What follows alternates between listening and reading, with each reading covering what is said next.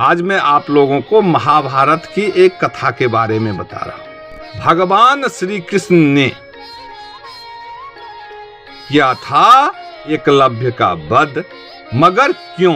आइए जानते हैं उसके बारे में। महाभारत काल में प्रयागराज के तटवर्ती प्रदेश में सुदूर तक फैला श्रृंगबेरपुर राज्य एकलव्य के पिता निषाद राज हिरण्यधनु का था। गंगा के तट पर अवस्थित श्रृंगबेरपुर उसकी सुदृढ़ राजधानी थी।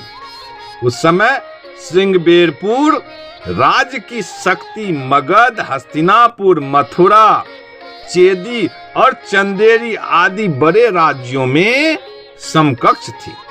निषाद हिरण्यधनु और उनके सेनापति गिरिवीर की वीरता विख्यात थी। निषाद राज हिरण्यधनु और रानी सुलेखा के स्नेहालचल से जनता सुखी और संपन्न थी।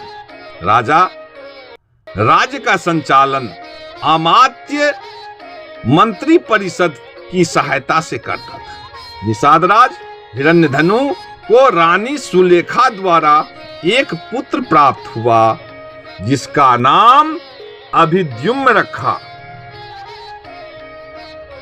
प्रायः लोग उसे अभय नाम से बुलाते थे। 5 वर्ष की आयु में एकलव्य की शिक्षा की व्यवस्था कुलीय कुलगुरु में की गई। बालपन से ही अस्त्र शस्त्र विद्या में बालक की लगन और एक निष्ठा को देखते हुए गुरु ने बालक का नाम एकलव्य संबोधित किया। एकलव्य के युवा होने पर उसका विवाह हिरण्यधनु ने अपने एक निषाद मित्र की कन्या सुनीता से करा दिया। एकलव्य धनुर्विद्या की उच्च शिक्षा प्राप्त करना चाहता था। उस समय धनुर्विद्या में गुरु द्रोण की ख्याति थी, पर वे केवल ब्राह्मण तथा क्षत्रिय को ही शिक्षा देते थे और शूद्रों को शिक्षा देने के कट्टर विरोधी थे। महाराज हिरण्यधनु ने एकलव्य को काफी समझाया कि द्रोणाचार्य तुम्हें शिक्षा नहीं देंगे, पर एकलव्य ने पिता को मनाया कि उनकी शस्त्र विद्या से प्रभावित होकर आचार्य द्रोण स्वयं उसे अपना शिष्य बना लेंगे। पर एकलव्य का सोचना सही था। द्रोणाचार्य ने दुत्कार कर उसे आश्रम से भगा दिया।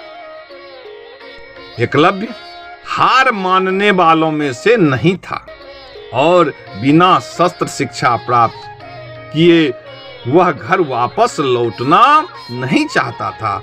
इसीलिए एकलव्य ने वन में आचार्य द्रोण की एक प्रतिमा बनाई और धनुर्विद्या का अभ्यास करने लगा। शीघ्र ही उसे धनुर्विद्या में निपुणता प्राप्त कर ली। एक बार द्रोणाचार्य अपने शिष्यों और एक कुत्ते के साथ उसी वन में आए।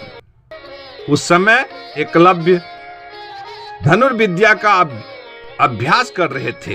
कुत्ता एकलव्य को देख भौंकने लगा।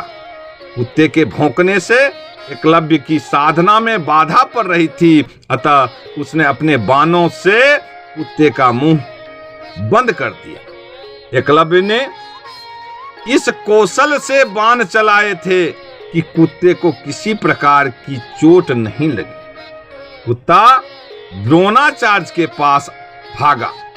द्रोणाचार्य और शिष्य ऐसी श्रेष्ठ धनुर्विद्या देख आश्चर्य में पड़ गए। वे उस महान धनुर्धर की खोज में लग गए। अचानक उन्हें एकलव्य दिखाई दिया, जिसे धनुर्विद्या को वे केवल क्षत्रिय और ब्राह्मण तक सीमित रखना चाहते थे, उसे शूद्रों के हाथों में जाता देख उन्हें चिंता होने लगी। तभी उन्हें अर्जुन का संसार का सर्वश्रेष्ठ धनुर्धर बनाने का वचन की याद आई। द्रोण ने एकलव्य से पूछा, तुमने यह धनुर्विद्या किससे सीखी? एकलव्य, आपसे आचार्य एकलव्य ने द्रोण की मिट्टी की बनी प्रतिमा की ओर इशारा किया। द्रोण ने एकलव्य से गुरु दक्षिणा में एकलव्य के दाएं हाथ का अंगूठा मांगा। एकलव्य ने अपना अंगूठा काटकर गुरु द्रोण को अर्पित कर दिया।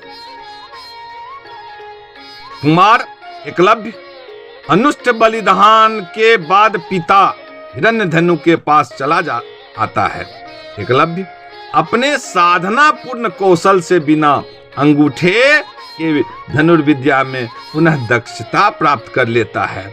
आज के युग में आयोजित होने वाली सभी तीरंदाजी प्रतियोगिताओं में अंगूठे का प्रयोग नहीं होता है, अतः एकलव्य को आधुनिक तीरंदाजी का जनक कहना उचित होगा। पिता की मृत्यु के बाद वह श्रृंगबेर राज्य का शासक बना। अमात्य परिषद की मंत्रणा से वह केवल अपने राज्य का संचालन करता है, बल्कि निषाद भीलों की एक सशक्त सेना और नौसेना गठित करता है और अपने राज्य की सीमाओं का विस्तार करता है। विष्णु पुराण के अनुसार हरिवंश पुराण में उल्लेखित है कि निषाद वंश का राजा बनने के बाद एकलव्य ने जरासंध की सेना की तरफ से मथुरा पर आक्रमण कर यादव सेना का लगभग सफाया कर दिया था। यादव वंश में हाहाकार मचने के बाद जब भगवान कृष्ण ने दाहिने हाथ में महज 4 उंगलियों के सहारे धनुष बाण चलाते हुए एकलव्य को देखा तो उन्हें इस दृश्य पर विश्वास नहीं हुआ। एकलव्य अकेले ही सैकड़ों यादव वंशी योद्धाओं को रोकने में सक्षम था। इसी युद्ध में भगवान श्री कृष्ण ने छल से एकलव्य का वध किया था। उसका पुत्र केतुमान महाभारत युद्ध में भीम के हाथ से मारा गया था। जब युद्ध के बाद सभी पांडव अपनी वीरता का बखान कर रहे थे, तब कृष्ण ने अपने अर्जुन प्रेम की बात कबूली थी।